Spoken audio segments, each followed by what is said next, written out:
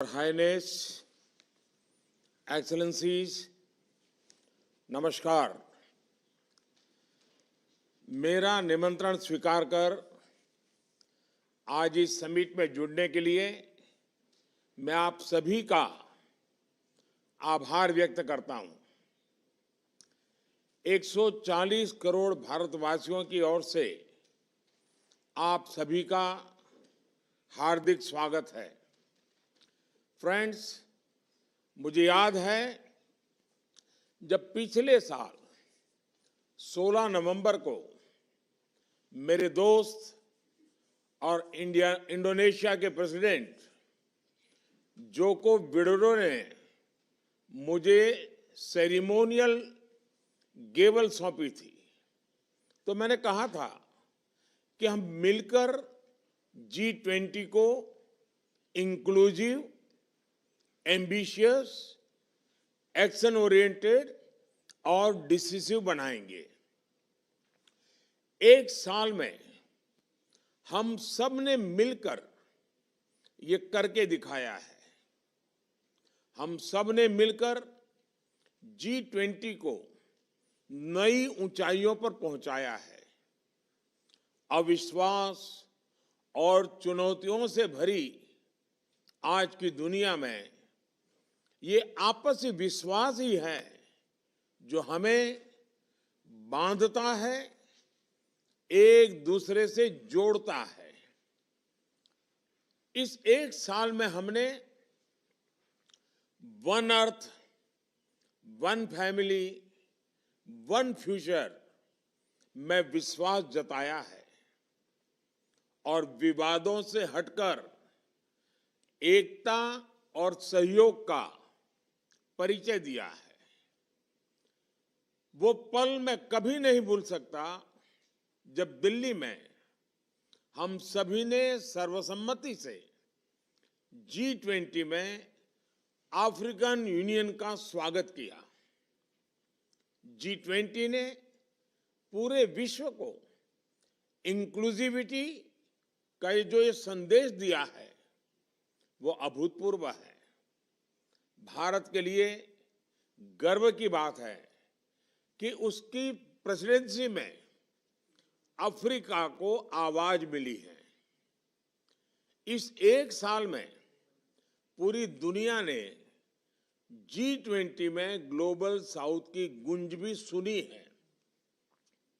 पिछले हफ्ते voice of global south summit में करीब 130 देशों ने नई दिल्ली G20 समिट में लिए गए फैसलों की मन से सराहना की है।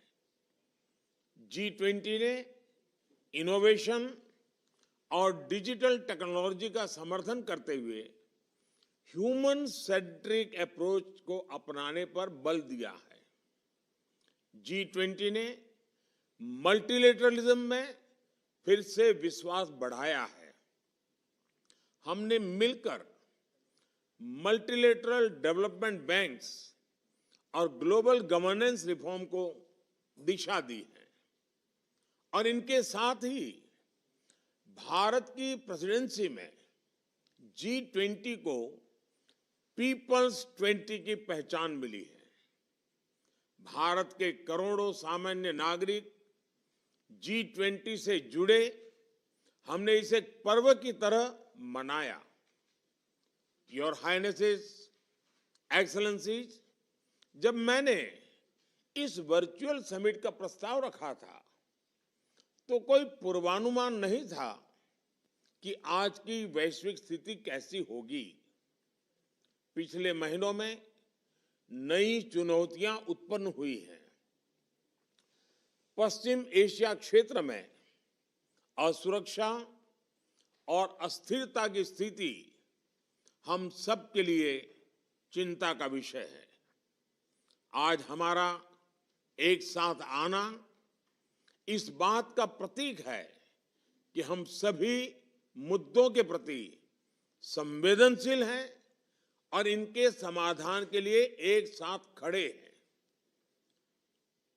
हम मानते हैं कि आतंकवाद हम सभी को अस्वीकार्य हैं।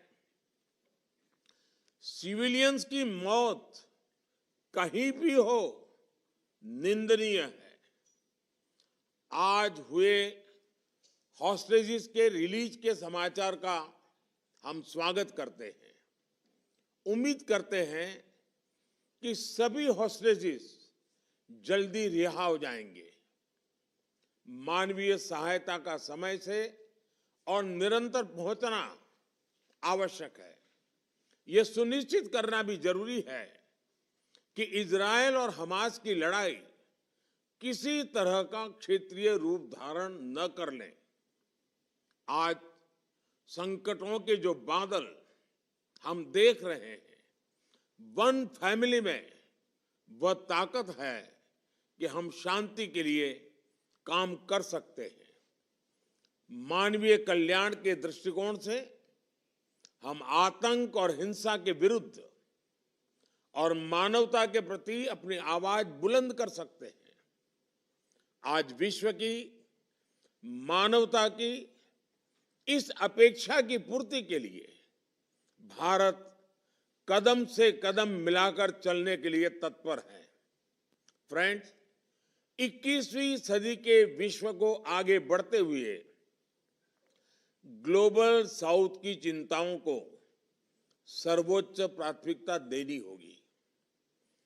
ग्लोबल साउथ के देश ऐसी अनेक कठिनाइयों से गुजर रहे हैं जिनके लिए वे जिम्मेदार नहीं है। इस संदर्भ में समय की मांग है कि हम डेवलपमेंट एजेंडा को अपना पूर्ण समर्थन दें। ये जरूरी है कि ग्लोबल इकोनॉमिक और गवर्नेंस स्ट्रक्चर को बिगर, बेटर, इफेक्टिव, रिप्रेजेंटेटिव और फ्यूचर रेडी बनाने के लिए उनमें रिफॉर्म्स लाए जाए। जरूरतमंद देशों को समय से और आसान दरों पर सहायता सुनिश्चित करें। 2030 सस्टेनेबल डेवलपमेंट गोल्स में तेजी लाने के लिए अपनाए गए एक्शन प्लान को इंप्लीमेंट करें। फ्रेंड्स, भारत में लोकल लेवल पर एसडीजी में प्रगति का एक उत्तम उदाहरण है हमारा एस्पिरेशनल डिस्ट्रिक्ट प्रोग्राम। मैं G20 देशों को ग्लोबल साउथ को एस्पिरेशनल डिस्ट्रिक्ट प्रोग्राम के अध्ययन के लिए आमंत्रित करता हूं। आप देखिएगा कि कैसे इस एक अभियान ने भारत के 25 करोड़ लोगों का जीवन बदल दिया है। फ्रेंड्स, नई दिल्ली समिट में डिजिटल पब्लिक इंफ्रास्ट्रक्चर रिपोजिटरी बनाने का निर्णय लिया था। मुझे कहते हुए खुशी है कि रिपोजिटरी तैयार हो गई है। इसमें 16 देशों के 50 से भी ज्यादा डीपीआई जुड़ गए हैं। ग्लोबल साउथ के देशों में डीपीआई इंप्लीमेंट करने के लिए मैं सोशल इंपैक्ट फंड स्थापित करने का प्रस्ताव रखता हूं। भारत की ओर से मैं इसमें $25 मिलियन की प्रारंभिक राशि की जोड़ने की घोषणा भी करता हूं। मैं उम्मीद करता हूं कि आप सभी इस इनिशिएटिव से जुड़ेंगे। आज आर्टिफिशियल इंटेलिजेंस के युग में टेक्नोलॉजी को रिस्पॉन्सिबल तरीके से उपयोग में लाने की जरूरत है। पूरी दुनिया में एआई के नेगेटिव यूज को लेकर चिंता बढ़ रही है। भारत की स्पष्ट सोच है कि एआई के वैश्विक रेगुलेशन को लेकर हमें मिलकर काम करना चाहिए। डीप फेक समाज के लिए, व्यक्ति के लिए कितना खतरनाक है, इसकी गंभीरता को समझते हुए हमें आगे बढ़ना होगा। हम चाहते हैं कि AI should reach the people and it must be safe for the society. इसी अप्रोच के साथ भारत में अगले महीने ग्लोबल एआई पार्टनरशिप समिट आयोजित की जा रही है। मुझे विश्वास है कि आप सभी इसमें भी सहयोग देंगे। फ्रेंड्स, नई दिल्ली समिट में मैंने पर्यावरण संरक्षण के संबंध में ग्रीन क्रेडिट की बात रखी थी। आप जानते हैं कि भारत में हमने इसकी शुरुआत कर दी है। नई दिल्ली में लॉन्च किए गए ग्लोबल बायोफ्यूल्स अलायंस के जरिए हम कार्बन को कम करने के साथ साथ वैकल्पिक ईंधन के विकास को भी बढ़ावा दे रहे हैं। G20 ने प्रो प्लैनेट अप्रोच के लिए मिशन लाइफ यानी लाइफस्टाइल फॉर एनवायरनमेंट को मान्यता दी है। 2030 तक रिन्यूएबल एनर्जी को 3 गुना तक ले जाने का आह्वान किया है। क्लीन हाइड्रोजन के प्रति प्रतिबद्धता दिखाई है। क्लाइमेट फाइनेंस को बिलियन से ट्रिलियन ले जाने की जरूरत को पहचाना है।